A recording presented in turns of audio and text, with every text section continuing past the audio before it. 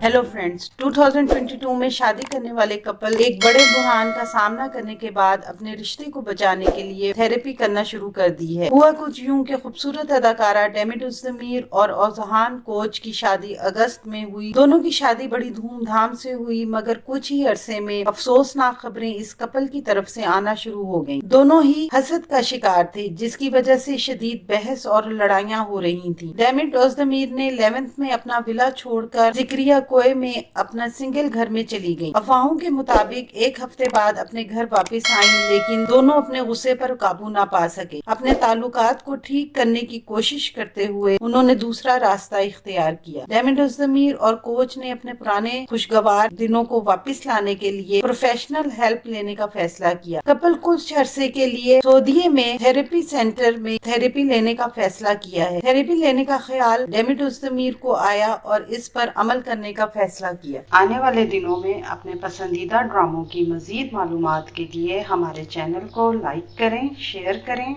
और सब्सक्राइब करना ना भूलें। शुक्रिया।